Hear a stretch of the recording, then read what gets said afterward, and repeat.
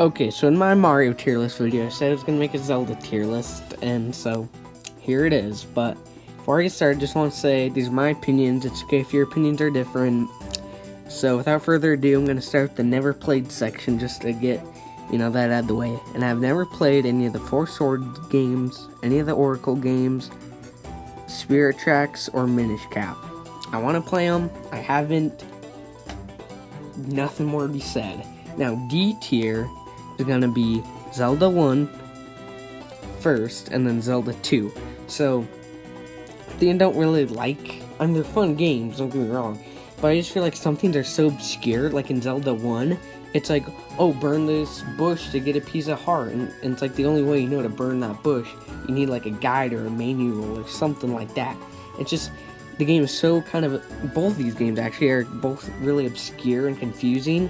But other than that, they're pretty fun games. And the reason I put Zelda 2 in front of the first Zelda is I really like the combat. It's like a lot different than any other Zelda game. But I just like, you can move the shield up and down. You can do like a downward thrust. I don't know, pretty fun, pretty unique. And C tier is only one game, Phantom Hourglass. It's a pretty fun... all these games on this list are fun. But I feel like Phantom Hourglass gets a lot of, criticism because of the touch controls. But I actually really like the touch controls quite a bit, actually. Especially using, draw, a special pattern on a slab or something to unlock a door. I thought that was pretty cool. And I have played on the Wii U, but it still has pretty much all the features. The Wii U still has a mic and stuff. And a lot of people, complain about the touch controls, but I really liked them. I like Traveling the Seas. It's a sequel to Wind Waker. Pretty good sequel at that. It's not the exact same gameplay, but because Phantom Hourglass is a 2D game, Wind Waker's 3D, but it's still pretty fun. Dungeons are meh, but there's a lot of collectibles. Pretty fun characters, some side quests. So yeah, they're pretty solid entry. And next is B tier. Which A Link to the Past is the only game in B tier, 2 tiers in a row with only one game. But so I feel like A Link to the Past is just kind of it's kind of hard to explain, but it's like the game I think of when I hear Zelda, because it's just it's kind of like a lot like the first Zelda game. But it's kind of what you think of like an upgraded Zelda 1. Because, it has pretty much the same controls, but they added so much better items and dungeons. I don't know really why it's the first game I think of when I think of Zelda, probably because it's probably one of the most iconic games. And I know it's a lot of people's favorite game in the series, not really for me, but it's still pretty good. I like the dungeons, fun bosses, a lot of things to do and explore, but it could be better. But yeah, it's still pretty great. Nothing super good about it, but nothing super bad. Just fun game to play through. I really like the graphics. And alright, next up is A tier. First game is Link's Awakening. I've only played the Switch remake of it. So I'm gonna be talking about the remake. But yeah, I really like the graphics. They're amazing. It's pretty much A Link to the Past, sort of. But I like it a little bit better just because I feel like the map is a lot, Koholint Island is a lot smaller than the Hyrule in A Link to the Past. But I almost like that better just because everything's a bit more streamlined.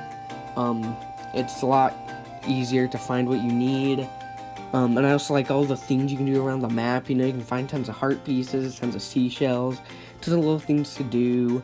I really like all the jumping mechanic that was implemented really well using Rock's Feather. Story's pretty good even just for a basic Game Boy game, even though it's remade. It's just they remade it really well. It's pretty much just the same game but with better graphics. I really like the chamber dungeon builder thing. That was always really cool. And next in A tier is Breath of the Wild. So I know Breath of the Wild is probably some people's favorite game of all time, but I have a few problems with it. When you go exploring, there's 5 things you're gonna end up finding. You're gonna find either an enemy base, a shrine, a tower, a Korok seed, or a stable, and occasionally a big town or maybe a little something else. But honestly, it just kind of gets repetitive finding the same things over and over, and I kind of get sick of fighting bokoblins and moblins over and over and over. There seems to be more enemy variety and like just more things to explore. And also, the dungeons aren't that good, the story's not that good. I know I'm dissing on it a lot, but I guess things I like about it, I like the exploration, and like, I wish there's more things to explore. I like the exploring aspect. I really like the fighting. I really like all the things you can do with the Sheikah Slate. Side quests are pretty good. I like how you can customize, like, there's like different costumes that Link can wear. Ones that make him swim better, ones that make him climb better, ones that make him resist some things, like resist the heat or resist the cold. That's pretty cool. I like all the different, like, nature element type things, like the fire elements will like create air. You can freeze in water. All these things are pretty cool. And for the last game on A tier, Skyward Sword. Skyward Sword is getting an HD, I guess, remaster. Comes out today, which I'll probably pick up in a few weeks. Might review it. But what I really like about it is the motion controls. I know that's a thing that a lot of people complain about, but I really like it. I don't know why I get so much slack. People always complain it's not that responsive and it's not that good, but I've never really had any problems with it. But from what I've heard, they kind of fixed that in the HD version. But I really love exploring the sky. Skyloft is one of the best hub worlds in any video game ever. You got tons of side quests, tons of goofy characters, just tons of things to do and explore. Although the rest of the sky, I wish there's more things to find other than basically chests and mini games. It's fine. Still a good area to explore. I like the sky and land aspect of it. The different dungeon, like the one fire lava volcano dungeon or whatever. You like roll across the ball. I remember that being really fun. Try not to spoil it too much, but some parts are kind of slow. So that's me. That's probably not why it's an S tier, but that might be fixed in the HD version. Because I feel like they added a lot of quality of life things just to make the game go by quicker. I don't know, there's a lot of things I enjoy, but there's a few iffy parts. Hopefully, if you haven't played it, you'll pick it up, because it's a really great game. Definitely underrated, in my opinion. But yeah, on to S tier.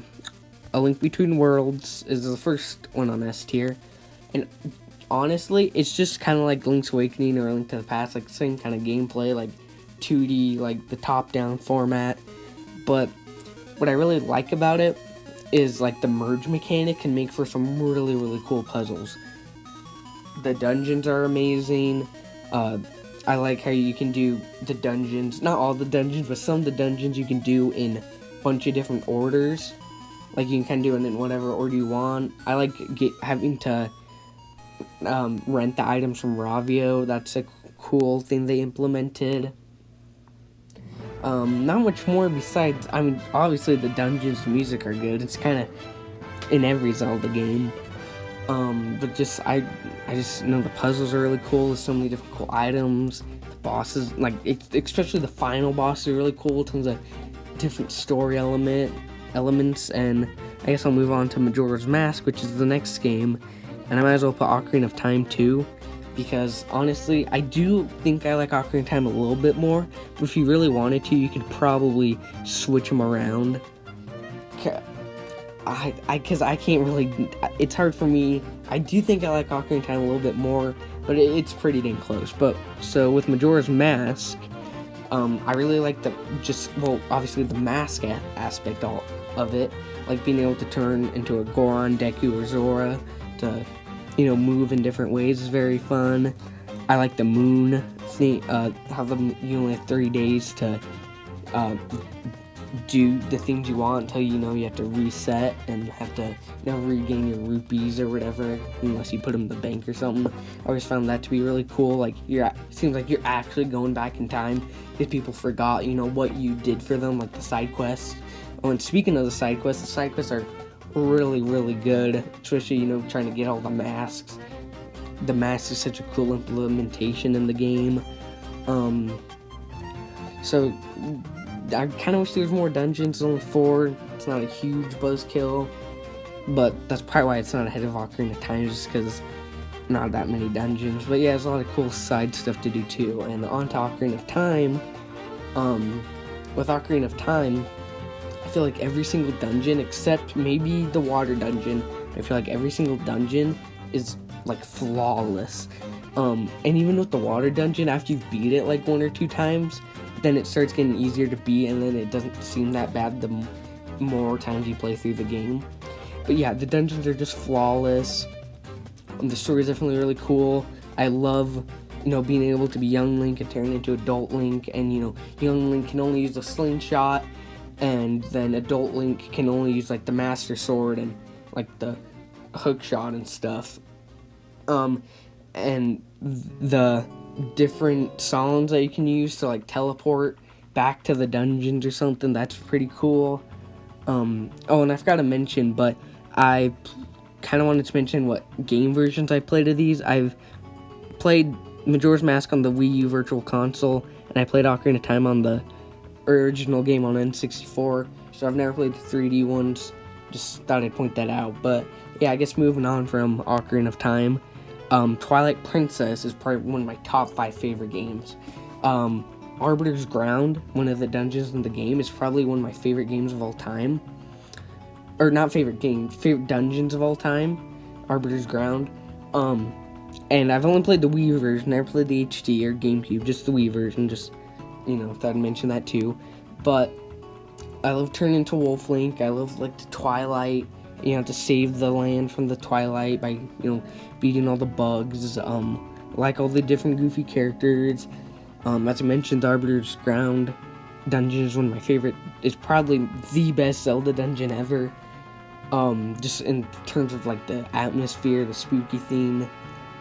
And you have to use both Link and Wolf Link, and using like Wolf Link is a lot different than using Link, because you can like see all the different scents, you can dig in the ground. That's a very cool thing. And like it's probably some of the best fighting in any Zelda game, because when you learn from the skeleton guy, which I think it was confirmed that that's the same, that it's Link from Ocarina of Time, the skeleton guy that teaches you all the moves, all the different moves he teaches you. Yeah, you could just go through the game slash and everything, but you could really like master all the different button inputs and then kill each enemy in 1 or 2 hits.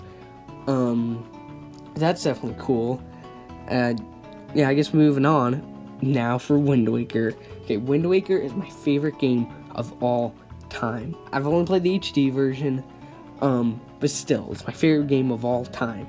The visuals are amazing.